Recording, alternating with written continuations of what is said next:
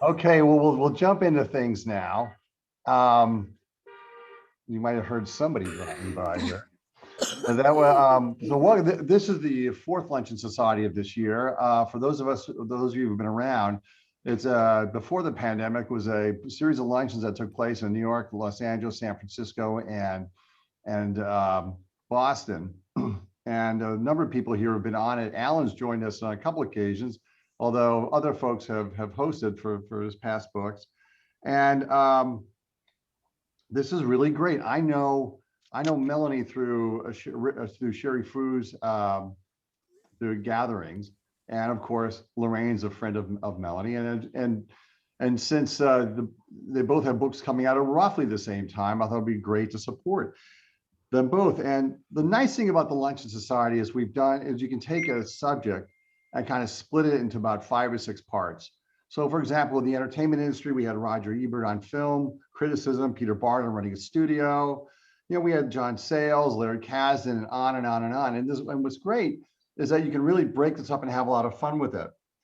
And so we all know that Hollywood can be extremely brutal. And I think it's more so on women.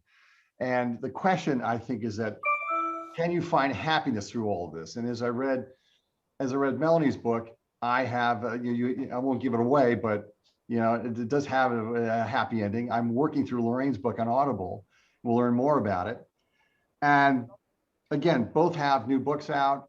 Lorraine's book is May You Live in Interesting Times.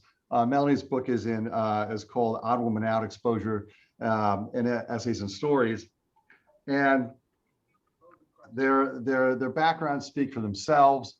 And so what we want to do is, I think we talked about with both Melanie and Laraine, is just starting off with just a quick read, and then we'll go right to Q&As real fast.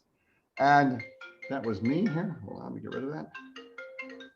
And sorry about that. And I'm going to put everybody on mute except Laraine and Melanie. And what we can do too is, if you want to get in the queue for a question, go ahead, go to the comment, just throw your name in. Upcoming stuff before we jump here is that Honor More is coming up. It looks like we're going to have something, hopefully. There've been kind of a back and forth between myself and Alan. Hopefully we'll have a Luncheon Society for his latest book. And all sorts of stuff are kind of on their way, and they're happening. So I would just say stay tuned, watch your emails, and enjoy the show. All right. So you want me to do a reading from the book? I don't. Oh, I'm happy to do it. I just didn't know that was. Oh, I'm sorry. I thought, yeah, well, no, sure. that's I'd be happy to. Sure. We'll start off with Melanie, and we'll pivot to you. Is that okay? Sure. And we'll let's put ourselves on mute, with the exception of. There we go. Okay, let's go for it. Well, Lorraine's success happened in New York, and mine was happening more in the Hollywood scene. And it was a time when I was very much in demand, very busy, and I was going from a hit series, working 12 hours a day, 6 days a week. Alan and Laraine know how that is. Didn't have much life at all. I was feeling very lonely. And so I did my first kind of interface with the public in a show called March of the Falsettos at the Huntington Hartford. I was offered the female lead. And it was a little less denatured than television studios, but it was still the theater, still one step removed from actual life and encounters. So here's a section of this story called Homing In. Opening night telegrams and flowers were arriving when a large package festooned with multicolored ribbons was delivered to the stage door addressed to me. Strange sounds were emitting from it, so the guys and I tore off the wrapping paper to reveal a large bird cage containing a live carrier pigeon, a wheel of Gouda, a bottle of Dom Perignon, and a small bag of bird seed. I was baffled, but the overture was starting, so we just ran onto the stage. As our opening night show wrapped to a standing ovation, we rushed upstairs to open the pricey champagne and to read the note attached to the cage. I'm a big fan and a humble farmer. I own and operate my own ranch and brewery in North Texas. Here are photos of me on my property. I'll be bold and tell you I'm looking for a wife to support my life and share my world. I have more than enough to care for someone, and I could support your career too. I would enjoy coming along on your life. I'm attending your Saturday matinee in 8 weeks, and I would like to take you to supper afterward at the Brown Derby. If you agree, write a note with your yes and attach it to the leg of my prized homing pigeon inside the enclosed ring. If you are romantically involved, prefer not to meet, just write a no, put it on her leg, and set her free to fly back to me. Either way, I know I will enjoy seeing you on stage. Have a good show. And it was signed respectfully, Dudley. Well, this was the most original attention-getting fan mail I had ever gotten. It beat out the red nightgown sent by the crew of the nuclear sub, the USS Bremerton, emblazoned with "Submariners do it deeper" on the front, and the novel proposals that I was receiving from many prisoners on death row. But I was in no mood for any full court press, especially from some stranger bribing me with livestock. So I knew it would be a no to Dudley, but I delayed demurring because I was getting a very loud yes from inside myself to the pigeon that I named Midge. Midge became our show's good luck charm and my personal sedative, an organic element amidst the trappings of theatricality, which, although less denatured than television studios, were still one step removed from real life. Over the next 6 weeks, she flapped less, cooed more, and so did I, as she pecked away at her seed in her cage, first in my dressing room and then on our days off in her vacation quarters at my apartment. After a long 5-week delay, I broke it to the cast and crew that I would have to say no by bird to Dudley.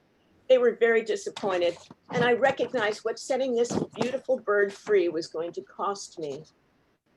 I wrote on the little note a big no, and I affixed it into the ring on her little leg. I kissed her bouncy little head and leaned out the third floor window of the Huntington Hartford and tossed her heart up into the air over the theater parking lot. We four hung out the window to watch her arc into the sky. She was so much bigger with her wings spread. Valiant, she flapped and flapped hard, getting ballast on the wind, but then couldn't seem to soar aloft. We began to panic, frantic, cheering her on, and after struggling in midair for what seemed like an eternity, Midge simply stopped trying. And then she dropped. She gathered speed, and she plummeted like a stone, pelted a Cadillac hood, and we all screamed. A broken heap of Midge's plumage was all that remained of our Midge. The show had to go on that day. There was no time for ceremony or sentimentality, but the guys kept me company as I called Dudley's number on the payphone to break the news. He was so happy to hear from me until I told him of Midge's unfortunate death. He was silent on the line for quite a while. She was my prize pigeon's second squab, and her actual name was number 3. She was used to regular exercise. No surprise she didn't make it after 5 weeks sitting locked up in her cage. I'm horribly sorry, I said. She was a wonderful, wonderful bird, and everybody here simply adored her. Irreplaceable, he said. I'm sure, I said. So, what was your answer? Dudley asked. Will you be having supper with me? It was, yes, I lied. But listen, why don't I treat you to supper at the Brown Derby on the matinee day? It's the least I can do. Okay, he said, appeased. Well, when that day arrived, ruddy-faced Dudley came to the stage door in a 3-piece suit. It wouldn't have mattered if he'd been diabolically handsome, which I knew he wouldn't be because desirable men never work that hard at courtship. We wordlessly chewed a couple of loud Cobb salads at the Brown Derby. And despite being complimented on my performance, I was glutted with every possible nuance of despondency. Having so fatally scrambled my poor Midge's homing instincts, I wondered if I'd ever come home to myself. Chapter 10, Odd Woman Out. Oh my God. Wonderful. Oh, I love that. I'm selling. This is my first book, and I realized chapter headings would have been nice. So I haven't got any of that. And this is not, this will be shorter. But it's just the first thing that came to me was my audition for Bob Hope. Let me just see if I can set it up for you. Okay, we're talking about the early days of the Groundlings. Around that time, there was a William Morris agent named Herb Karp. Isn't that a perfect agent's name? To backtrack a little, I knew Herb because he worked as a salesman at Mandel's shoe store in the Century City Mall. This was adjacent to my high school, so I often went there with my friend Sybil, and among other things we did there, like having banana splits at the Broadway. Oh, to have that metabolism again. We became friends with Herb and would do bits with him. It was kind of thrilling to have an adult validate us in this way. Hi, I'm on a Zoom. Herb became a fan of the Groundlings, and he set me up with an audition, my first ever, for Bob Hope.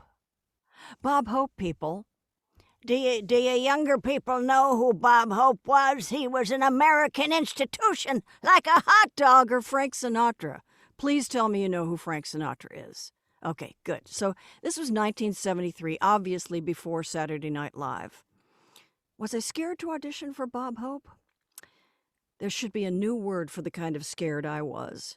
Like that scene in The Girl with the Dragon Tattoo where Stellan Skarsgård, as the serial killer, is bragging to Daniel Craig, who is a helpless captive.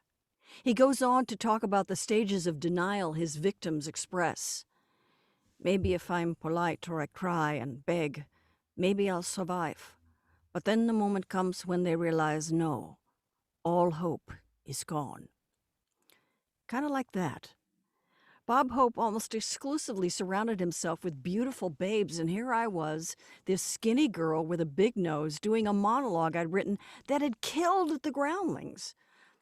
But would it resonate with Bob? Would Bob really think a bit about a stewardess from Encino was funny? The audition was inside his dressing room, and it was crowded with him and a bunch of what I'm guessing were his golf buddies.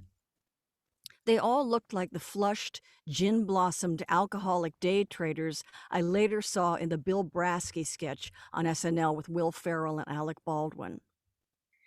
Bob Hope was sitting on the couch with his hand resting on a golf club and his legs akimbo so that I got a perfect and unwanted view of his crotch, and I could see the outline of his balls, his old man balls. I performed the same monologue I eventually did in the Godfather group therapy sketch on Saturday Night Live with Belushi as Don Corleone and me as Sherry, talking about how I had a bitchin' bod and how hurt I was when I took a peach cobbler to my Jewish boyfriend Brad's parents' house and overheard his mom say, "Look, the shiksa made a Presbyterian pie." But nobody had ever seen a Valley Girl in 1973, and it wasn't even a matter of Bob Hope not getting it. No, it was a completely different animal than not getting it. The look he gave me afterwards pretty much said, "What are you? What is that thing you just did? Because I want to tell you, you and it don't even belong in the same building as show business." And I know that's what he was thinking because I can read minds. That's it.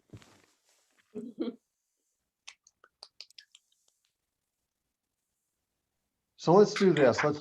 Let's jump into the Q&A piece right away. If you want to get into the queue, just put your name in on the chat function, and I'll start off. And so let's see if we can kind of put the questions so they both can answer the question, so we can have a good interplay back and forth. I guess the first question: what do you both think are the status of women's roles today? There was a very famous line that said, the challenge with women's roles, you've got three roles to play. One of them is ingenue, then it's district attorney, then it's grandma. With more and more opportunities out there, we're way beyond, the three basic channels of the 1970s. You've got Netflix, you've got a variety of other, Amazon, you've got a variety of other opportunities and platforms for content creation. Are women's roles getting better, or is it just much of the same? Melanie, Laraine, take a shot at that. I'm finding that since I've been in my 50s, there are more and more wonderful series regular stars like myself, or series recurring stars, crowded into one sardine can, all going for the same roles. They picture anybody between 50 and 80 as old. And so you're competing with wonderful actresses of all ages, a lot of them with a lot of cinematic history, which always kind of out-trumps us. And it has been more difficult to get on camera roles. So I went into cartooning. I think Laraine has also succeeded a Right. great deal in cartooning and writing. But I do want to say for other women, I think it's going better and better. There are more women in positions of power, producing, directing, starring than ever before. I think women in comedy are just blossoming. There's a real receiving of the female gaze as worthy of looking at. Some of my favorite stars, Tiffany Haddish, Amy Schumer, I just think they're goddesses. They're extraordinary. And I don't think we can say who's funnier, a man or a woman anymore. I Right. think we are pulling our weight.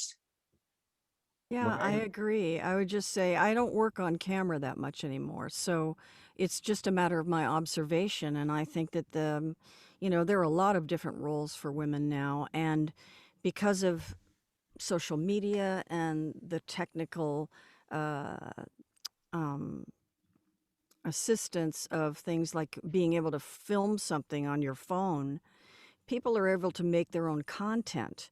And so they have a lot more power and say. And, things can start virally or on YouTube. And then, they don't have their hat in their hand anymore. They've got a product and the network has to come to them and buy it.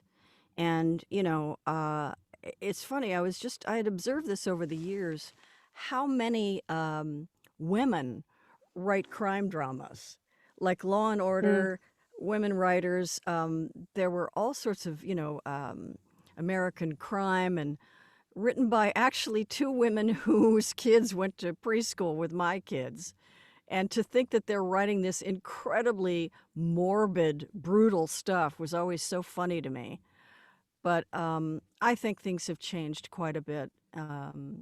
But Melanie's right in the sense that it's different. It's difficult if you're competing against someone who has a film presence, because they want to work in television too. It's so dependable and lucrative. And the fact that, you read a script and, this grandmother is 50 and I'm 69, it's like, I'm not that feeble, you know? So it's usually young people who are writing these parts and they don't get what older people are all about. I think it would be great to do a show of this generation, like Generation X, in an old folks' home.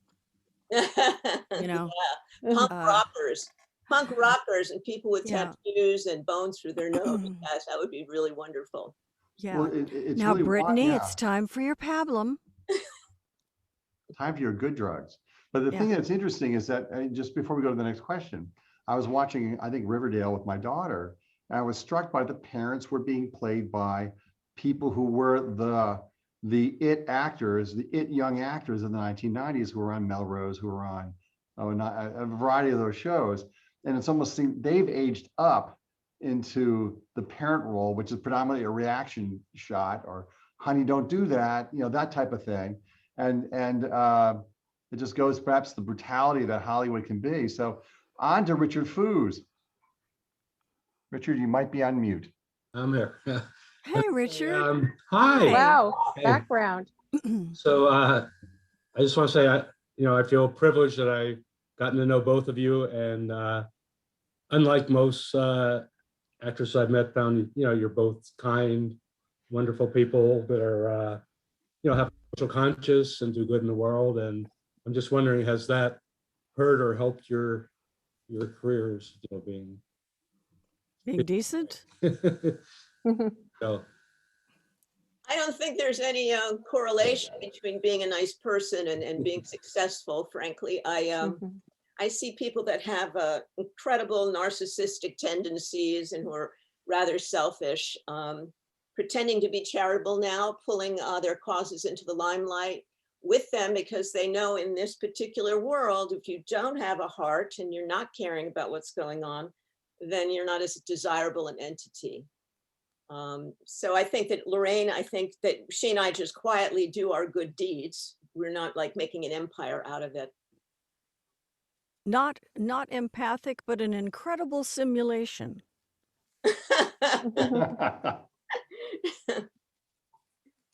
Let's see, Alan Zweibel is up. You're on mute, Alan. Yay. I'm just curious, both of you, how did you come up with the titles for your books? Um, Up to you right away, or was it after and you figured out? I'm always curious as to how people do that. Laraine, why don't you go? Okay. Well, it was originally the Chinese curse until my kids told me that was politically incorrect. And the fact is that it's always, may you live in interesting times was always thought to be a Chinese curse, but it's Right. not. In fact, it was created by someone in England. And, but because I regarded my experiences in life as being present for so many pop culture events and movements in this country, and been around so many things wonderful and not so wonderful. May you live in an interesting times is indicating that you're in a time of upheaval. So I thought that that would be a kind of fancy and ironic title that would make me look smart. And my ahead. book is more of a series of essays and stories from over a 50-year period of being an actor looking for love in fictitious places. And I had felt like an oddball, an odd woman out, left out, third wheeled all my life because my friends were dropping like flies, getting married, getting pregnant. And I somehow hadn't made the right choices to go in that direction, which I always thought I would. So I became to myself an odd woman out, a weirdo, a unique person, until I met my husband when I was 62. And he's so odd also, and wonderfully so, that we kind of became even together. Oh, wow. So as a couple, our odd woman out has become a wonderful man and woman really compatible together. And the exposure and essays and stories was, I decided to really go for it and tell a lot of truths that I hadn't revealed before. And it feels like this is the time to be doing it. Women are very frank about what they've suffered at the hands of the patriarchy. My book has a lot of intimate descriptions of thoughts I was having when I was a virgin and how to use that as a manipulation. I go into a lot of very intensely personal things, Wow. including in my relationship with my husband, which provides a fortunately happy ending for the book. So the exposure and essays and stories felt like a good fit. And I hadn't heard of too many books that didn't say collection or anthology. And I thought exposure would be the ideal way for me to frame it. They're both great titles, both of them. Mhm. Thank you, Alan. And before we go to the next person, which would be Eugene Pack, I will, Alan, many years ago, did a wonderful reading on David Letterman for his book, The Other Schulman, in which he talks about having to write a poem for a class. I will send that to everybody. The punchline is Love brilliant. that story. I won't give it away. You all will get it, but it was Thanks, Bob. hysterical. I appreciate it. Thank you. My pleasure. Eugene Pack, you're up. Hi, I love your Hi, work, by the way. Eugene. congratulations. I wanted to know what both of you would love people to take away after experiencing your books. What is there any message when you were writing this? Did you think about how you wanted to connect with your readers, your listeners, and what you would ideally, obviously it's up to us to take away whatever we want. Was there anything that kept you going and thinking, I hope people get this, or if there's one thing I want to convey, it's this? Laraine, you want to go? Okay, well, there were several things for me. One was just to share my passion and joy for the form of work that I do, for comedy, and to celebrate the people that I admire, to like billboard them and shine a light on them. I also was, as I said, seeing all these things happen in our country and in the news was like, well, I was there and well, I knew that person and yeah, I was there too. So I felt like it would be interesting and entertaining, hopefully 100% all told entertaining. But I also was hell-bent on showing, the parts of my life that felt like failure because I rarely read those in memoirs. I rarely read,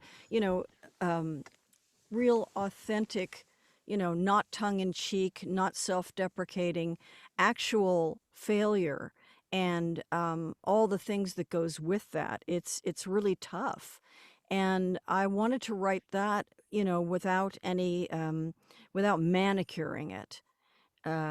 So I just felt like if you talk about those things, they're so, I think in our culture, so considered shameful that, it'd be good for people to read that and see that we all go through it. And I'm going to play moderator's card for a second. We go right to Rosie Schuster because it's a perfect. I wanted to answer the question. Oh, I'm sorry. Go. Yeah, please, I please. apologize. I feel like Biden right now. I think I get my 2-minute retort. Yes. Yes. I wrote the book because I was meeting a lot of odd women out, and I was letting them know that I was finding love in my 60s, and they all said, "You give me hope." And they asked me how this came about. And I would say, it just took me a long time to fall in love with myself. Until I was in my 50s, I really didn't have a good grip on myself. And it seemed like I had to spend 20 years with a female therapist, 5 years longer than I had spent living with my mother, to really get stronger and to get well. And to have a strong sense of entitlement to live and not perform for everyone all the time. So my hope is that people will see that it's never too late to love yourself, and maybe if you're lucky, somebody else too. Okay, I'm going to pivot right down to Rosie Schuster because she asked the perfect follow-up question. Go ahead, Rosie. Okay, hi. First off, congratulations, you two. That's fabulous you did this. Thank you. It's so good to see you, I want to Rosie. know. Hi, darling. Hi. How do you both handle writing about real living human beings? Humans. Well, in what sense? I mean, Well, if you have maybe a question, is this exposing to them in any way? This is a relative or a friend or someone who has a reputation out there. Just do you have any policy or inner code or, well, I'll take that first because then I can listen to the Melanie. I had no intention or interest to trash anybody. Sure. And frankly, I'm so grateful for the life I have today, and I'm so happy that whatever resentment I might have about anybody becomes irrelevant. It dissipates. Mm-hmm. And so it was my hope to just celebrate people that I love. And bottom line is, you can't know what people think and you can't know their motives. And for anybody to ascribe that to an individual, when that individual can't refute it, is terrible. It's happened to me and I hate it. So I wasn't going to do that to anybody else. Sure. Fair enough. And for me, a lot of the people I refer to are not named. And most of the cases where I describe them, I'm describing my own culpability as well, because I was a very confused woman. In the case of some of the men that harassed me, one is dead. And the other is alive and is quite a heroic figure. And I express a lot of admiration for him. At the same time, I don't trash him, but I just remark on a couple of odd impulses he had on one particular charity celebratory evening. And he's someone I revere. So I don't think I've trashed anybody. I think my mom, who is 97 in a couple of weeks, would be hurt by some of the chapters in the book. And so I put together an audio book -5 chapters that she would enjoy. An expurgated copy for mom. So she hasn't had an opportunity to listen yet, but I think she'll enjoy what she hears. You may not like how much I reveal about myself, but in the chapters where I reveal things about her, they're not included. Beautiful. Thank you. Allison Picard, you're up. And you're on mute. There you Yeah, there we go. Hi, ladies. It's a pleasure to see you. I've been a huge fan for many years. Following up on what Laraine said earlier about roles for women in TV, now that we're here talking about your books, Have either of you been approached in the past, or would you consider creating the roles that you described for older actresses? Larry? Well, thank you, Melvin. I've written a pilot for a show that I think would be really fun. So we'll see where it goes with that. Everybody's got a pilot, but I think it's an unusual one. It's, well, I won't bore you with what it is, but, I think that it would be so incredibly fun to write a role like that and write a show like that. I mean, just the one that I came up with right here on this call about the old folks home for Generation Z. I can think of all my groundlings friends and Melanie who would have a great time playing roles like that. Love it. I'd go for it. Stop playing that hip hop. I want to listen to my EDM. I can't imagine you and me being old, frankly, in a place like that. But No, me neither. anyway, I have written a lot of roles for women and men, actually. Haven't sold the screenplays yet. One of them I'm going to convert to a book because people love it. I've actually shot 20 minutes of it and was in it myself. But most of the roles I write are for other people. It's odd. I don't write very well for myself unless I am writing a book like this. So yeah, I do a lot of that because I think in terms of a repertory company or an ensemble, which is my favorite place to work. I love being in an ensemble of talented people. That's my joy. I'm addicted to that. And I do think in terms of mature people's roles now, it just kind of came with my maturation, I guess. I'm thinking older now. So I think I do have an eye out for that. Let's see, next, we'll go with Gina. Maybe I'm mute. Gina Thornberg, you're up. Hi. So I'm talking from the hills in the San Fernando Valley, Laraine. So all right. Huge fan. And this is such a pleasure to be hearing from both of you.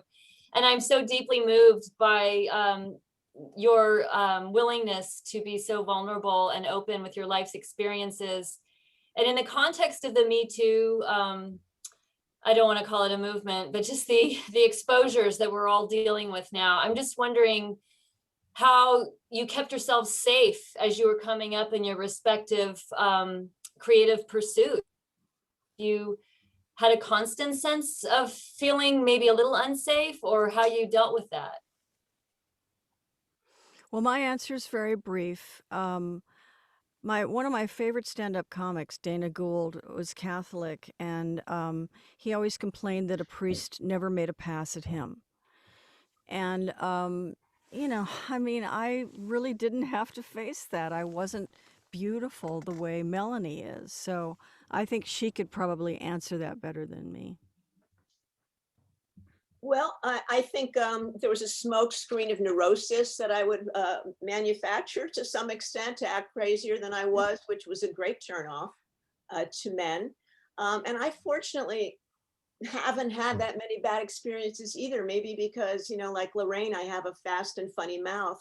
I could talk my way out of most awkward situations if I saw them coming. So I feel relatively unscathed. And there was a period during the Me Too movement, Larry, where I said, well, how come I haven't been propositioned by a film producer? Well, I never. I know, I felt left out in a way. So, but I've been okay. I only had one assault, and it was with a guy that had been living with me that I didn't know the word for restraining order back in those days. Oh, and I was actually trying to get rid of him, and he didn't take no for an answer. So I was holding him, he was weeping, one thing led to another. But no, Gina, I've been remarkably unscathed. Thank you. All right, Dr. Friedman, Stan Friedman, you're up. You're on mute. You're on mute, Stan. Okay.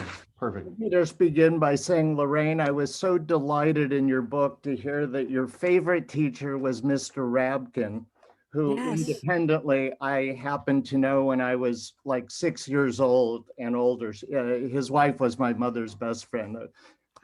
Just so wonderful to come across that. I'm interested to know what part of writing your books did you find the greatest emotional struggle? Was it the self-disclosure? Were it the self-esteem issues? Was it perhaps processing meanings from putting things together? Well, for me, it was, I think people who do characters specifically. Oh my God, I'm hearing feedback of myself. That's brutal. We don't want to be known. We don't want to be seen. We're someone else. And it never occurred to me that I would be faced with that quandary of what exactly, how exposed do I want to be? How much do I want people to know about me? And there's a lot of embarrassing stories where it's like, oh, I farted in front of Prince, but it's a good story, so I'm going to put it in there, you know? It was that kind of struggle, I think. I think that the struggle that we all have with self-esteem, and in my case, learning disabilities and drug addiction, that's been addressed a lot.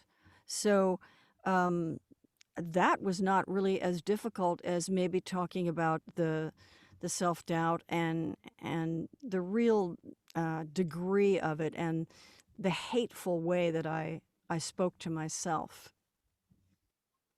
Wow. I was well said. Everything she said, and well, and yeah, I think the hardest part for me was re-wounding myself into telling some of the stories. And I always put a little bit of light on them, a little bit of humor on them. I wanted to say in Laraine's book, I was very touched and personally hurt by some of the things that happened to her that happened to me. For one thing, feeling like my characters on Fridays were not developed and that I was getting short shrift. And Laraine talks about a place where she asked for more at a certain time when she asked for more and was sort of humiliated for it. That happened to me too. So I felt re-traumatized by reading that. There were certain periods where we didn't feel entitled, that we were hiding in our characters. And then there were other moments where this little light, it came out of us that wanted more and would say so. And to have it slapped down, I mean, that was just very painful.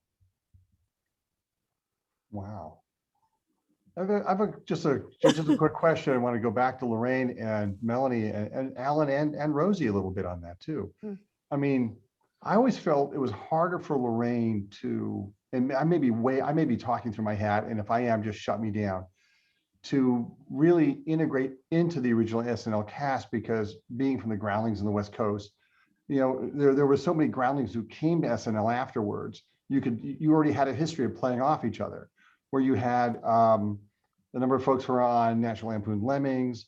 They were on a variety of Second City stuff that came to eventually to New York. I mean, what is that a fair assumption, Laraine? Am I getting it right? Am I getting it wrong? It's not the writer's fault, though. It was up to me to be able to really provide a clarity about the characters that I did. And I say in the book that, you know, I drove cross country with all my written material and my costumes, and my car was stolen. So I didn't have, you know, Lorne wanted me to do a presentation for the writers because they didn't know what I did. And first of all, it was pretty much an audition, which terrified me. It was an out-of-body experience. I write about that in the book. But I also had to cobble together material that I'd spent months honing and crafting, but that I hadn't performed in over a summer. So it wasn't really, I wasn't able to present myself accurately. And I was terrified. So it was like, I was like a meat puppet. It was a lifeless performance. And I knew I didn't, you know, put my best foot forward because, you know, nobody could there were no laughs. Nobody could look me in the eye. And, you know, that really set the tone for me a lot. So I don't blame the writers. How could they know? Wow. And I had a very similar experience, Laraine, because I was not originally cast in the show Fridays, another late night comedy show. Someone else was cast, a wife of an executive. And so by the time she was fired and I was brought in, The ensemble had already gelled. Characters had already been developed. Michael Richards had definitely established himself as a kingpin, and so had Mark Blankfield. And so I had to come in and audition my characters for the writers, and they gave me the newscast because I was cute and I could say words strung together. So they gave me that, and that was their excuse for not developing anything else for me. I think the same thing happened to Jane Curtin in New York, that because she had the newscast, they didn't develop the myriad wonderful characters she had and that you had beyond the Coneheads. Well, they created, I mean, they did create great characters for me. I mean, Rosie did Lena Wortmuller, which was such a gift. Yes. And, the character of the newscaster on the Blaine Hotel, that wasn't my character. That was something they wrote. And the ability to do like the baby mogul and stuff like that, that's all Rosie and Anne. And, can I say something about that? Yes. Whenever Laraine gave us a taste, like did a couple lines of her kid, it just came alive, and then we could run, you could run with it. Same, I think, with Lena Wertmüller, how we got to nausea, or say it, Laraine. Nausea. Nausea. Climbing the stairs with raw meat. Little hook, and then you had a kind of you just followed that trajectory, and something happened. So it really was getting a spark from you helped so much when that it just something came alive, and then you really could play with that. Thank you. I was so scared to do it. I had the fortune of we all had our demons we wrestled with in those days. God. And I didn't. Where are you going, Alan? I said demons, and he ran away. I'm teasing you. You're on mute, Alan. But the follow-up to that, maybe we can explore that a little bit before we get back to the rest of the questions, is walk us through the symbiotic nature between the writers and the performers. I didn't realize until I listened to the NPR piece that both you and Dan Aykroyd both Laraine and Dan Aykroyd came up with what became the Julia Child sketch. I have no idea. When we watch this it was his That's aunt. not accurate. It was his aunt, Helen Goujon. Yeah, but Al Franken wrote that sketch, but I was with And Al Tom when Davis, we I watched. think. Yeah, we watched an episode of Julia Child's show when she was on with Jacques Pepin, and she had cut her finger. And we just, because there was a close-up on their hands as they were pushing a chicken fillet around a pan. And it was just, his hand was so small and her hand was so big. And then the bandage made it look like a timber, So that's, Al and I guess Tom wrote that. And of course, Danny, who was his aunt? Helen Goujon. Oh his mother was half French, I think half French Canadian. So there was this Quebecois branch of the family, and that was Helen Goujon. Fantastic. But the thing that's interesting to me is that as somebody who watches, I don't know, I see it on screen and I see that piece, but I don't know how the characters or how the sketches are formed. I mean, maybe that's something Rosie and Alan can address, because obviously, when you watch Love Gilda, you get an idea of the strong comedic relationship between Gilda Radner and Alan. And when you look at Rosie and the stuff that Ann Beats, who's a friend of ours, who I won't belabor, I told you it was Ann and Rosie wrote my favorite SNL sketch. But walk us through how that relationship between writer and performer and that mishmash between how all that happens. And you're doing it under a timeline that says you've got a Wednesday read or whatever, and you have a Saturday dress or a Friday dress in a Saturday show. How's that done and not go crazy? I think some characters come with like a little energy packet, and they have a lot of juice to them, and you just follow that juice. Some, I didn't, obviously Franken and Davis, I thought it was Tom Davis and Danny who wrote the Julia Child, but they found a through line. I have a feeling that happened fast. That's not one where you fudge and hack and rewrite and, you just squeeze ass to make it work. It just, that had a kind of sailing kind of fabulous trajectory.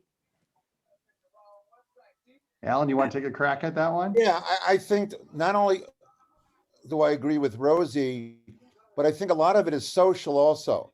I think that a lot of the things that we created, all of us, were not necessarily in the offices. It was at dinner. It was on the phone late at night. We all went to, or some of us would go away for a weekend with somebody else and come back with an idea. You know, in addition to Gilda coming into my office and saying, I want to play Howdy Doody's wife, Debbie Doody. And me saying, I don't know what the fuck that means, but okay, let's try it. And it failed miserably, by the way. It was terrible. But the fact that I was so relieved when I heard you wrote it. I carry guilt for a sketch I didn't write. I'll take full blame for it. I'll sign whatever you want.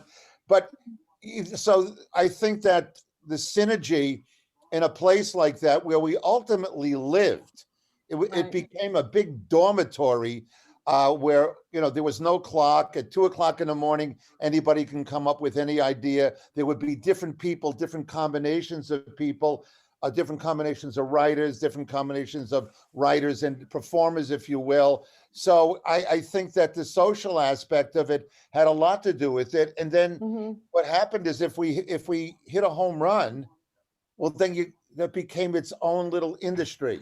So whether it was the Samurai, which I did, okay, and Rosie and Ann, look at Uncle Roy and look at the Nerds and look at all the things that they did, that became its own thing. So that became their province.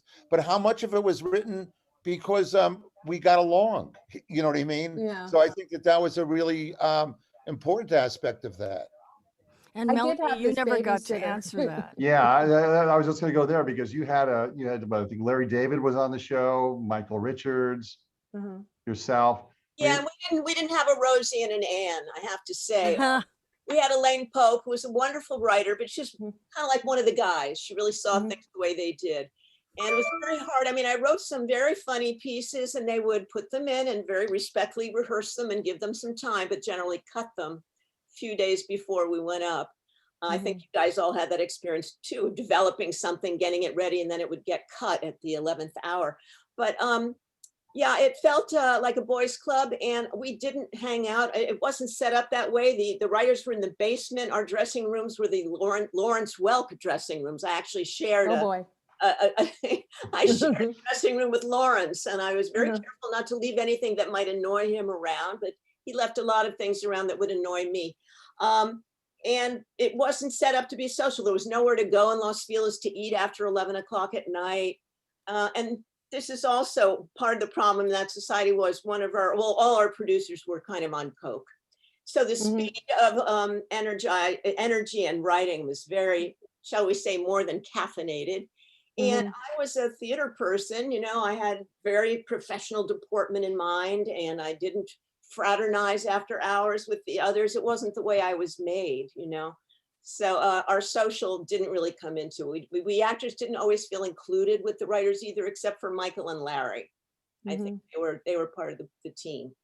So that was awkward. I wish we had what you guys had in New York. It would have been a lot more fun. What, you know, Alan, when you say social, it's a little bit like improv, because you start playing with each other and it's not all that different. The context is completely different, but. And it did happen in the offices because the offices were like a dormitory. They weren't like a quote unquote office. It was a big dorm. We I mean, slept in our office, you know. I mean, all of a sudden, you'd be there at 2:30 in the morning, and all of a sudden, you know, Don Novella would knock on the door, and he'll say, "What if so and so and Steve Martin and Gilda are at home, and Steve play." Bill Murray and Gilda are at home. Steve Martin comes in and just talks Spanish, okay? and you go, all right, that sounds like fun. Now, at 3 o'clock in the morning, a lot of things sound fun that really aren't fun. But we knew it, and we would be there until 6 or 7 in the morning, and it was like that. So, yeah, so when I say social, social settings like, you know, restaurants in different places, but the dormitory was itself a social setting. Right. You know, nothing was off limits. All doors, by and large, were unlocked. and you just Mhm. went in and you said, how about? Right. Wow. Okay, we'll move on to Ronnie and then we'll move on to Miguel. Ronnie, you're up. Bob, I just want to say that I want to say goodbye to everybody. I got to do something else right now. Rosie, I was thrilled to see you. Great to Melanie, see good you, luck with Alan. your book. Laraine, I'm happy to see you again. Jean Pack, anybody else here that I know? And come on all over afterwards. Tonight is Shabbat here in New York. Okay, Right Shabbat away. Shalom, honey. Nice. Bye. Bye, Bye. Alan. Okay, we're up to Ronnie. Go ahead. Okay, first, before I ask my question, I want to say, Laraine, it's me, cousin Ronnie from the Joyce Carol Oates lecture. Okay, yes. This is like an Oprah moment. And we've got other family here. You've got 3 second cousins here. Okay. And That's I do, awesome. I can, It's unbelievable. I love Margie. Zoom. yeah, I know, Margie and my sister Carol, who her name looks like Richard C., but it's not, it's Carol. So we are all here in support. Anyway, my question is, Patricia Arquette at the Academy Awards raised the issue of pay equity for women. And I'm just curious if you've run into that, what your experience is with it. Well, SNL was Favorite Nations. A lot of the jobs I do are Favorite Nations. And Fridays was also Favored Nations, except that Michael Richards was handled by Bernie Brillstein. I think you had the experience of seeing him as grandpa. Also, he seemed to, Tatula, come here, big bear hugs. He seemed to be our manager too, but he wasn't. So I'm not sure if in the last year of Fridays, he wasn't getting something that the rest of us were getting. And I never think about that. I just love acting so much with anybody. I'm really a slut. And I really don't think about the money. I'm a slut too, Melanie. Yeah, I know. God. I know. And I'm so lucky to make any money is how I always felt, because we were not well off when I was a kid. And I wore hand-me-downs. I think I still do. I go to thrift stores and wear everybody's hand-me-downs. It feels most comfortable to me. So I didn't really think about it, and I've done rather well. I've done rather well. So I guess I just got lucky. The resistance to that change is just staggering too, because it really leads back to the White House. It's not only our industry, it's everybody. Well, the Lilly Ledbetter Act has been passed. Here's hoping. Okay, finally. Yeah. Passed in the House, right? Yeah. Oh, yes. Stalled. Miguel, you're up. You're on mute. You're still on mute. There you Bingo now. Okay. There we go. First of all, this is so much fun. Laraine, Melanie, so much fun. I'm enjoying it. Yeah, when you were speaking of the SNL days and the early 70s, I was working in Manhattan at a radio station, WBAI-FM, and so many people passed through there, including Firesign Theater, which I think started out at KPFA Pacifica. KPFK, yeah. Okay. And I met him a few times socially, and then I got to meet David Osmond, and we were both tripping in Central Park.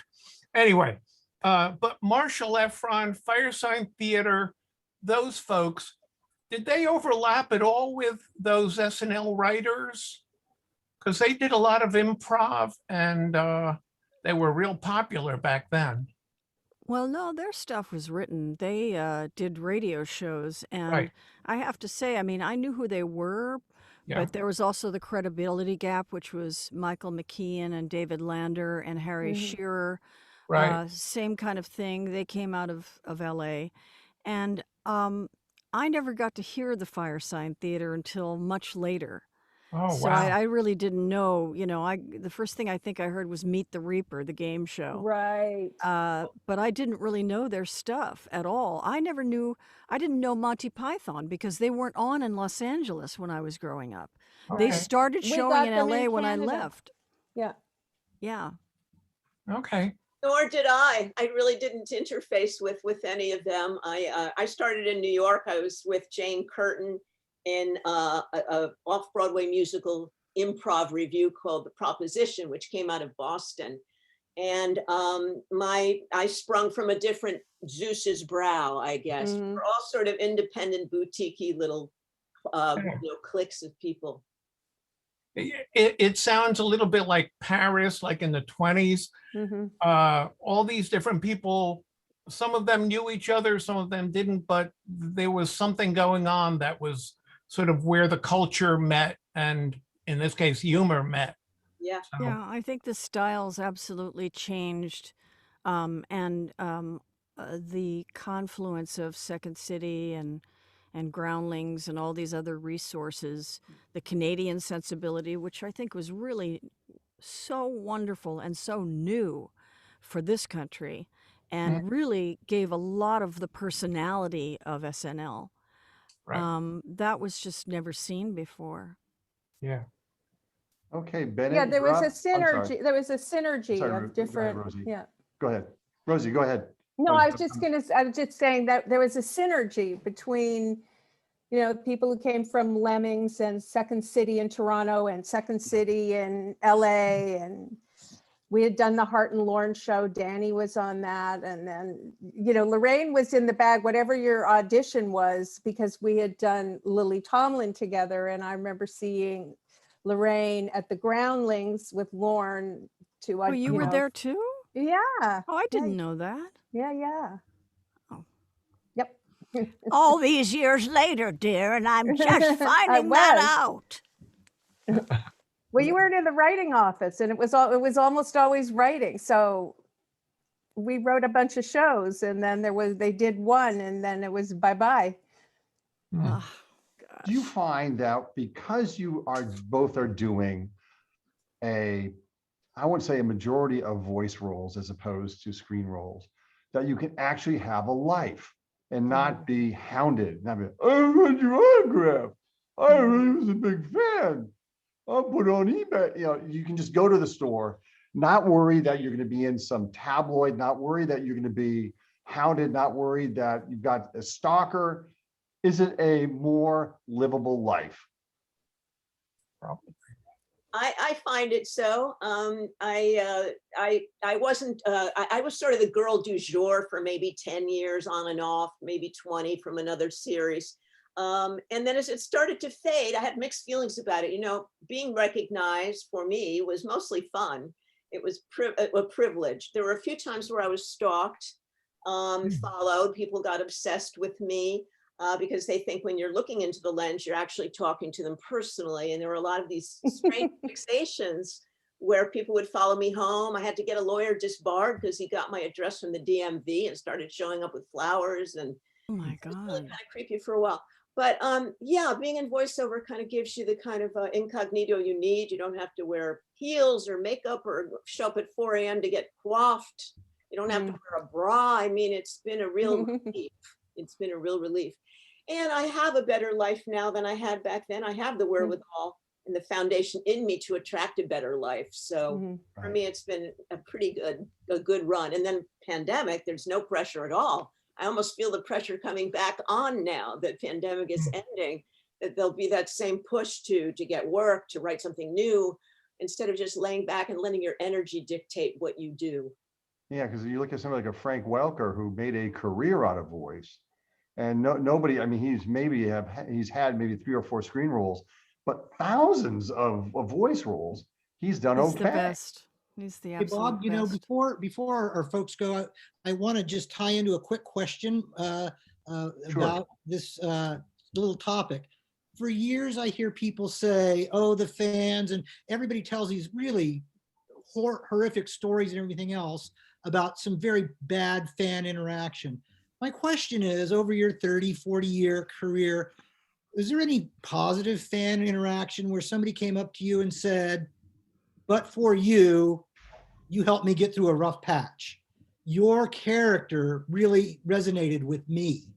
You know, could you just, Laraine, I know you have to go, and Ms. Chartoff, you know, you guys have incredible backgrounds and everything else, but maybe you could tell us where you had an interaction where just a little, my mom used to call it a little kindness, where somebody touched you just that day and lifted you a little bit. You know, somebody said, you know, I remember hearing you when I had my young kids, and it always brings a smile to my face. So Laraine and Melanie, if either of you could touch on that, I would appreciate that. Larry, you go. Oh, well, a lot of times it's from the animation roles because those are the, people, the children that are impacted by that. And that's always nice to hear. It's so funny to me when people say, I don't want to bother you, but you're wonderful. It's like that's bothering me, So I can't say, I mean, because the characters I do are so superficial and broad, I can't imagine that they've ever really impacted somebody other than making them laugh during a bad period in their life. And who doesn't need that? And I've played this character, it'll be 30 years I've been associated with Dee Dee Pickles, the mother of the Rugrats, and, her mother, Minka. And it's been a great association. And many, many people, almost my age, have come up and said, oh, how you touched me. Oh, how you comforted my children when I was at work. This voice of this character has really, first of all, it's been a cash cow. It's just been remarkable the way the money has rolled in. And yeah, it's done a great deal for me. Those compliments and those feelings of being touched come to me often. And it's really gratifying. Well, thank Elizabeth, you. go I ahead. appreciate that. Thank you. Elizabeth, you're up. And then Stan will go afterwards. Me, Elizabeth. Elizabeth Sticks. I just want to say, first of all, I'm so happy to hear you read from your works. I loved your excerpts, and I can't wait to read and listen to the whole thing.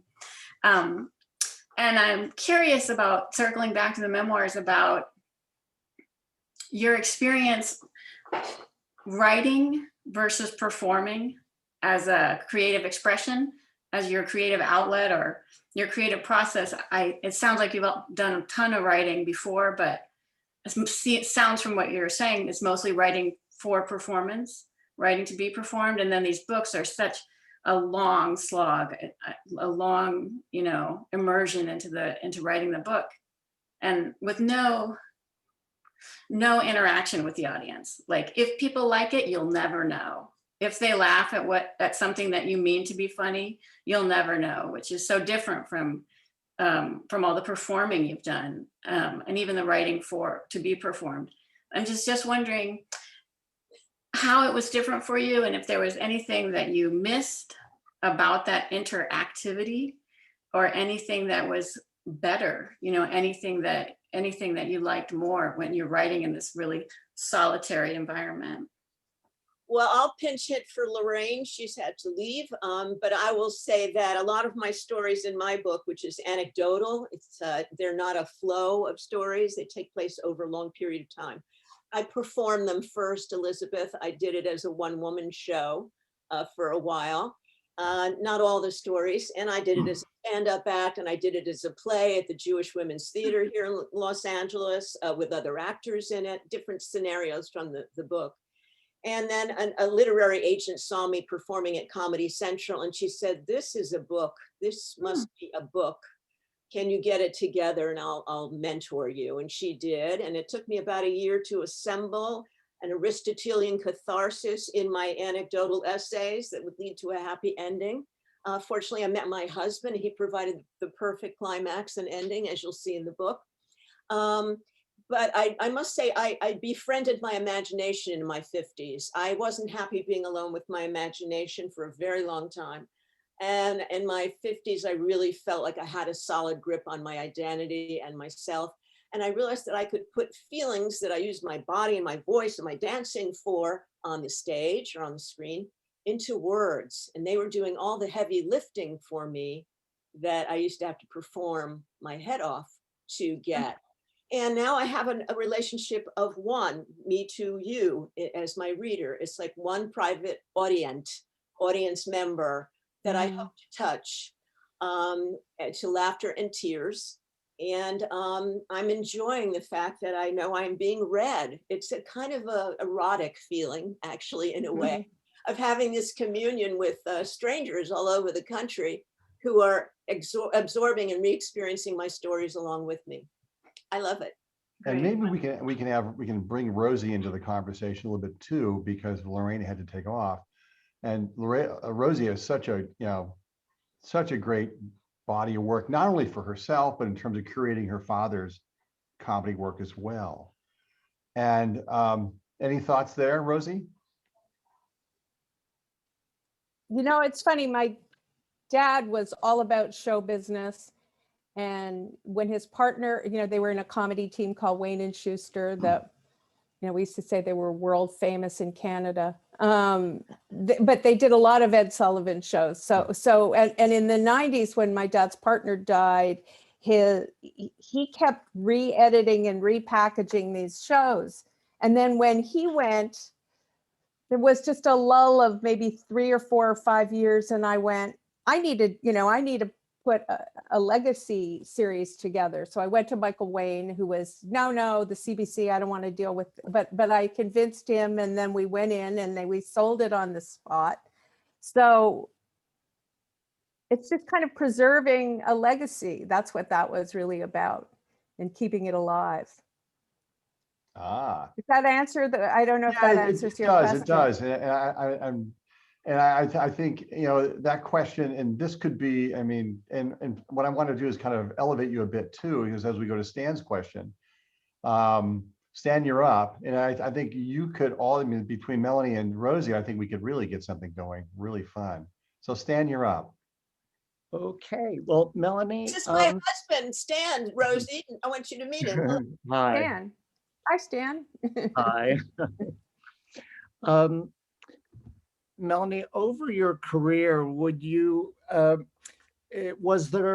you feel, excuse me, like there was a one that got away, like some kind of professional opportunity you would have killed for, especially maybe in retrospect, that you never got? Saturday Night Live, Stan. I auditioned at the same time as Jane Curtin and all the others. And I thought, I'm supposed to be on that show. I'm supposed to be on a show like that, because I was doing so much musical theater review off Broadway. I was doing What's a Nice Country Like You, doing An Estate Like This, which was a wonderful political musical off Broadway, and The Proposition. And I was doing so much improv at lunch. I was at the YMCA at 92nd Street. People would bring their lunches, brown bag their lunches, and give us suggestions, and we would perform at the lunch hour every day on weekdays. And I felt like I was supposed to be on that show. So it took 5 years for me to get on an analogous show, but that dream did come true. So that was the one that got away, Stan. In terms of other roles, I've forgotten most of them now, because they weren't as attractive to me in retrospect. I know one, Julie Driver. Didn't get to audition for Seinfeld, although I was asked, because I was on a show called Parker Lewis Can't Lose, and that would have been a great role for me, as it has been for her as well. I'm done. Rosie, you want to take a shot with that? Well, the one that got away, it's the one that I didn't finish. I have a few different projects that are quite wonderful, but I didn't, for one reason or another. One was a partner I was working with, one was funding. That's what got away, is the funding, or the context in which the project was created. There was something really off. So it's my own lack of discernment, because trying to do something really off the beaten path made it a lot harder. So I take full ownership of that. Okay. In my case. Who's next? I've got a question, but I don't want to take up the, who has a question? Oh, can I answer one thing? Of course. Yeah, there was some project with David Geffen's company in the 80s, and I kept going back for meetings, and I kept having to work up the whole story, and it came down to, they said, and it was just going on, and I said, well, I can't keep doing this for free. How many people are in the running? And I knew they had said they were looking for something Stopper-esque. And they said, well, we've got it down to 2 people, just, you and another person. And I said, and who is that? And they mumbled, Tom Whoa. Well, you're looking for stopper desk. I guess I can really clinch this. But cheaper. Yeah. Now, I It's think it looks like crazy. Bennett. So Bennett Kelly, you're up. I think you've got a question. You might have a question. Nope, Bob, that was just a comment. And I think, let's see, we have Bobby Wasserman has a question. Even though it may have been surrounding SNL, I know that Rosie Schuster could handle it. What's the There we question? go. The question is, I was just curious who had written the Conehead sketches when That we were was talking about that. Danny and Tom Davis. Okay, that was it. Tom It was Davis. And let's see, in the 1990s, there seemed to be a growth of improv groups, Upright Citizens, and a variety of like that, groups like that, that you didn't see that seemed to be a rebirth of what took place in the late 60s, early 70s. Like the credibility gap, the commission. Are we seeing more and more of that now, or did that kind of fade a little bit? I think that improv has been in its heyday, I'd say, for the last 10 years. So much innovation with Improv Olympics West and the Groundlings and UCB, especially with their graduates becoming such luminaries and reflecting back on those organizations, making them look good. But there's been a real disruption in that arc. IOS had to close in LA, and I think maybe also Chicago, financial problems. Other lawsuits and things that were somewhat unseemly. And there has been no live improv. It's not easy to do on television. You kind of have to be in the room with it to feel the excitement of that. And I'll have to tell you, one of the most evolved improv things I was connected with was a show called Puppet Up. I went to Scotland with it for the Edinburgh Festival. And these were people who had been trained to be Muppets. And this was Brian Henson's company. It was an offshoot of his late father's company. And they would get an audience suggestion. And because it was in Scotland, there were, kind of lowest common denominator, polyglot kinds of, very farcical requests. And they would go to the back of the stage where there were about 150 heads lined up. And they would stick their arm in the appropriate head, lift it up, and get it on camera, because they were always on camera and the show was broadcast behind them on the ceiling. So they were not looking at each other to do the improvs. They were looking at how the puppet was coming across on the screen and somehow communing and writing brilliant work together. And I thought that was maybe the most evolved and intuitive improv work I had ever seen. And that's about 12 years ago. I haven't seen anything like that since. And I don't know what'll happen when we're all back in rooms together, how it will regenerate. I'm hoping it does, because it's become a very advanced art form, especially the operas and the musicals. I think there's a company that does only Jane Austen themed plays. So, improvisation. So extremely skilled, very sophisticated. So I'm excited to see what evolves next. There are those two guys that they did three. One of the guys was in Silicon Valley, and I forget his partner. They're really the best one. The improvised Shakespeare. Stan and I have gone many times, and they blew us away. They would do everything in a barred. Oh, really? I didn't see it with Shakespeare. Well, maybe they did. But they were crazy. They were so free and so trusting. They were like, aerial trapeze artists who were doing a lot of flips and trusting someone would catch them. I was very impressed by their trust level. I've forgotten his name, and he's a everyman. He was on Silicon Valley. He does a lot of commercials now. He does a lot of commercials. We originally saw him in this wonderful 5-man Shakespeare improv company. And one night, they opened the curtain and Patrick Stewart was on stage with them.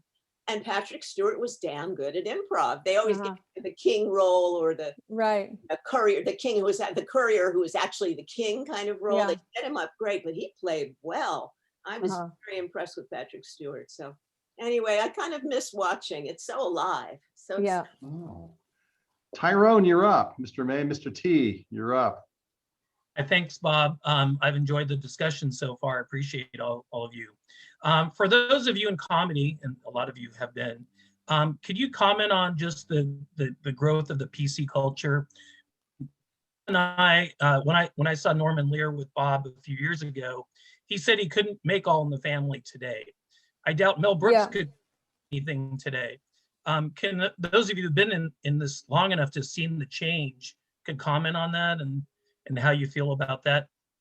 I'm troubled by it's a tiny bit puritanical and almost, you know, fascistic, and it's like the emphasis for outrage feels to me like it's in the very wrong place.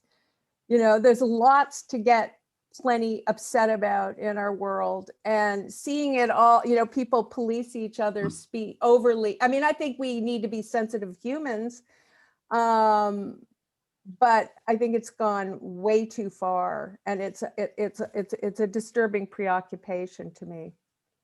I concur with Rosie. It's scary for comedy right now. And in fact, a lot of acts like Dave Chappelle are kind of getting more and more serious every time I watch. He does dare, he does take chances with the trans community often. And he seems to be able to get away with a lot of, you know, Black, you know, African-American based comedy. Right. But I am concerned about it. It feels like they're going to squelch our growth if everybody is so sensitive and overreactive. It's like the outgrowth of these helicopter parents who, you know, just hover in and give, you know, a kid a sweater or something, you know,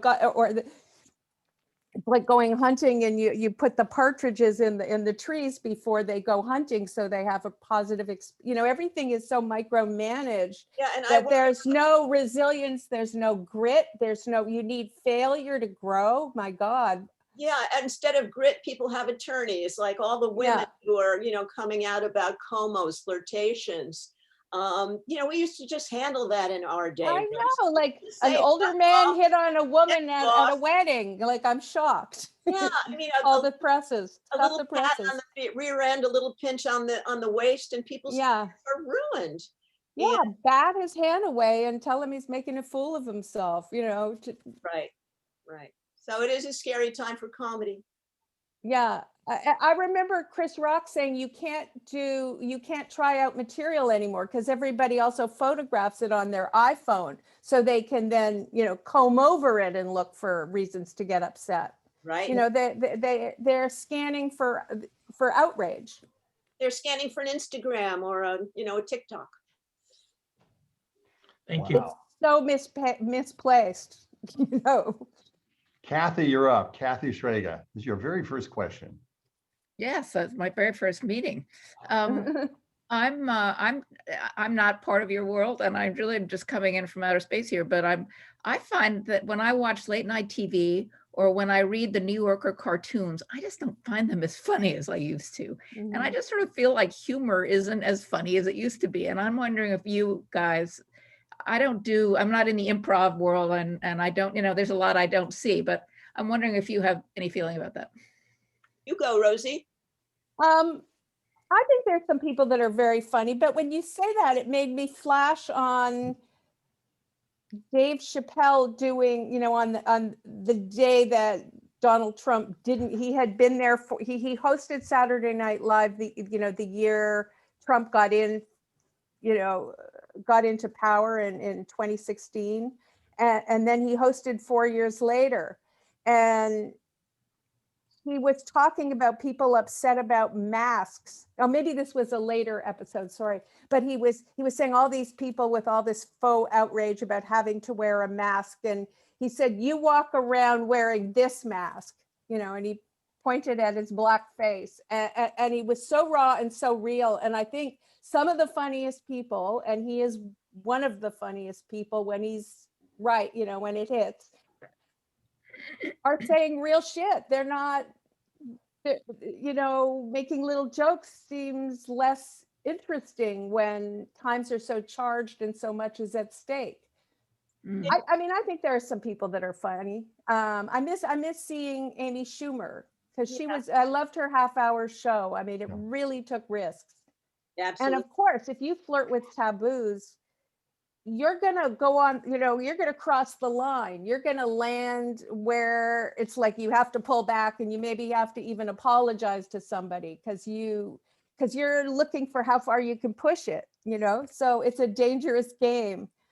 Yeah, it's like performance art. Dave Chappelle and other people are becoming like performance artists, and they're like almost like a one-man or a one-woman show rather than straight jokes. It's not an act you can put on the Johnny Carson show anymore, like 5 minutes of joke, joke, joke. I know. It's here it is, an hour with Dave Chappelle. This is what you get. This is what's on my mind. You want to see me? Here's what's going on for me now. It's an interesting evolution.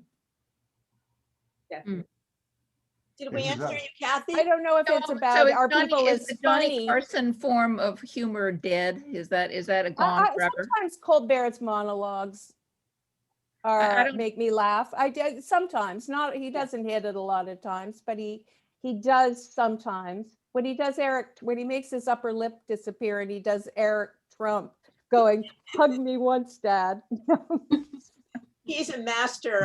I'm just so impressed with Stephen Colbert. He makes me laugh. The Steve Allen of yesteryear is Stephen Colbert now. He's so talented. He can do just about anything. He can talk to just about anyone about anything. He's just really a remarkable product of our time. And we watched finally, we're very late to it, seeing Jerry Seinfeld, comedians in cars. And the person who made me laugh the most was John Oliver.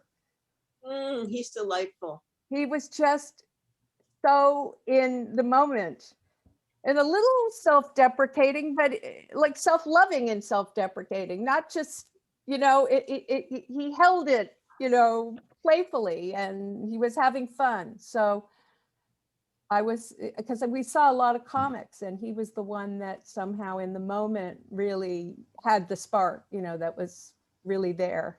Yeah, and he makes it funny. so adorable. I don't see how he could ever offend anyone. He's just so adorable. Yeah, I don't know that he's a big offender, though. He's not. Sarah Silverman crossed the line a number of times and then got very more heart-centered about her comedy. That was kind of interesting. Yeah, very. Like her. Yeah, that was an interesting evolution. Yeah. You saw her show about America? This is America? Or? I haven't. No, it's on my list with a long, long list of what to see, along with Borgen. Oh, Borgen. All right, we gotten off topic. I'm sorry, Bob. We were running. No, that's fine. Sometimes the unopened gifts are like this, when we kind of wander off and it's not really wandering off in the weeds. I mean, the gift here, I know that Laraine had to leave, but the gift here was watching the interplay between Rosie and Melanie, because I would sit at like some little fanboy with Ann Beats and say, what about this? What about that? What about this? What about that? And Eve Branstein is another dear and close friend of mine. Oh, Eve, I miss her. Eve is like the big sister I wish I always had, who would get you into the good parties but keep you away from the bad drugs. And that she's so darling. And but Deborah, you had a question, and we want maybe one more, and then we'll call it a day. This has been a blast. Well, I just wanted to piggyback on the comedian section, and I'm a fan of Sebastian Maniscalco, and he takes risks, but he keeps it more personal and observation. He's very physical, and he does get a lot of laughs, and he's very popular. So I think it takes a certain approach to be mindful of being politically correct, but also being very truthful, because he talks about the truth of what he observes in the culture, and he has no problem making fun of it, and it's hysterical. So that's my 2 cents on the observation, but I agree. I think it's going to come around, because we have to wait for the next generation to come up and get past all of this. And that's what growing pains is looking at the ugly and then fixing it, and then you can come back to laughing at it. I don't know Sebastian. I must be out of the loop. Never heard of him. Sebastian He has a very Maniscalco? polished, polished act, and a very devoted. He's very smooth. And he's very physical, and he's also an actor. He's in Green He's on Book. Seinfeld. Send me a link, Keating send me a Clark. link, somebody. I'm out of the. I will take care of that. So the last question before we go into this, before we wrap things up, is we always have the big question. And we had a great story, but I won't bore you with it. Best comedy bit. Could be SNL, it could be Fridays, it could be something that you've seen, it could be something out of the ordinary. But think for a second and we'll go with Deborah, you're up. Take yourselves off mute. Well, Sebastian is who I saw in person, so I would go with him. And I do follow him on YouTube, so I do look for his stuff, and I always laugh. Marjorie, you're up. Me? Oh my goodness. I forgot to ask. It's about humor writing, and I'm a journalist. I write a lot of humor. How many people who write humor end up writing it for TV? That's just a quick thing, just a very quick thing. Yeah. Yeah, but you have to send it in. I mean, I don't No, just like Bobby, your favorite SNL. I loved Gilda Radner, the Weekend Update, where she would, Emily Latella. I did the first one of those. I did the very first one. You're kidding. I love that. And I love that. I still remember with the blood and the Julia Child. That was hilarious. That was hysterical. Karen, yours. Oh, wow. So many favorites. I watched Saturday Night Live religiously back in the day, and now I've finally gotten back into it again. And I would say that the latest pandemic series are just amazing. And I'm always impressed at like the news happens that day and it's funny that evening, which, is really wonderful. So this wonderful vacation in Cancun was pretty amazing and how they pulled that all together. Mm-hmm. So the person who shall not be named from Texas. Mm-hmm. Mr. T, Tyrone. I say it's a tie between the Target lady and Jonah Hill when he goes to Benihana. Corinne. You're on mute. I'm trying to think. I'm going to bring Melanie into this one because I was with her on a Friday sketch where we did a prejudice thing where there was a club with people that had big ears. Was that it, Melanie? Big ears, and go ahead. And then somebody came into the club and they had big noses and they weren't allowed in to this club. It was wasn't that it? That was big great. ears. Yeah, that was just fun. It was a Friday sketch. There you go. Elizabeth, you're up, dear. A favorite comedy sketch is any favorite comedy sketch? Just pulling out of the sky. I mean, I don't remember the character's name, but we here in this house, we are often quoting Chris Farley when he was a motivational speaker who lived in a van down by the river. There you go. And he was very, and he broke a coffee table. That's one of my favorite ones. Yeah, pretty much anything he ever did. It was always makes me smile. Oh, the one that comes to mind more recently, although he's probably defunct now with the election, is Randy Rainbow. I always loved his stuff. Gail. She might be off there. Kathy. God, there's so many good ones. My family was friends with Chevy Chase's family, so I go way back with Chevy. This has nothing to do with SNL, but one time I was in a line with him waiting to get something out of a cafeteria at lunch, and I was wearing a tent dress, and he said to me, "Oh, when are you expecting?" And I said, what I wish I had always said was, "What are you, a comedian?" Monday morning jokes. Yeah, Monday morning. Staircase rejoinder. That was my Chevy Chase joke of the. Bennett Kelly, you're up. You're on mute. I just posted the link to mine. It's the Chevy Chase Richard Pryor job interview. Talk about dangerous. That was a lot of people wrote that. I added to that. Yeah. I put the link in the chat. Mike Lewis. I think the unabashed ignorance and arrogance of the Coneheads. Terry Wade. Well, I can think of a million, but I have two that popped into my mind first. I used to love the takeoffs on commercials that the original cast used to do. And so there was Dan Aykroyd doing the Bassomatic. I don't know if anybody remembers that one, but I Oh, thought yeah. that was Oh, yeah. hilarious.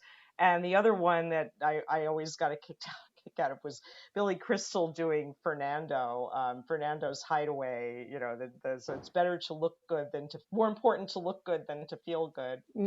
Marvelous. Allison, you're up.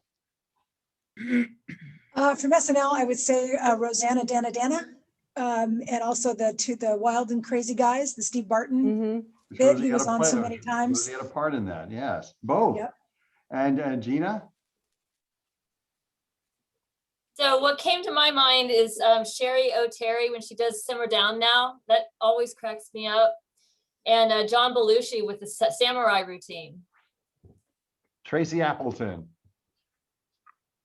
She might have stepped away. Oh, there she is. Eddie Murphy, Mr. Rogers' Neighborhood. Ronnie. Whoops. I always liked the news segments, and I think that and I can't remember whether it was Dan Aykroyd. I'm making my lunch here.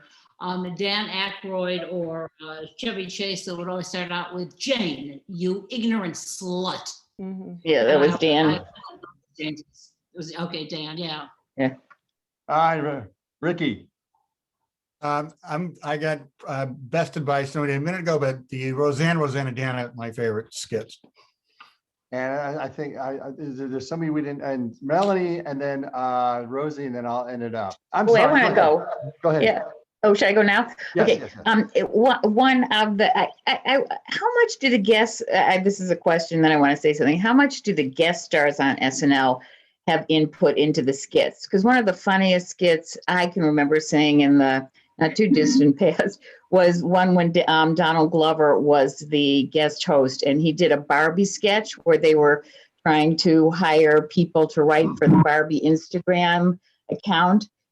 It was, if you haven't seen it, you should watch it. It's one of the funniest sketches. I can watch it over and over again when he was on SNL. And I also love John Mulaney. I think he's one of the funniest people these days. Melanie, you're up. Well, it was going to be Tiffany Haddish's Black Mitzvah, which I thought was wonderful. But then a few weeks ago, Timothy Chalamet in Tiny Little Horse. Did you see that? Yes.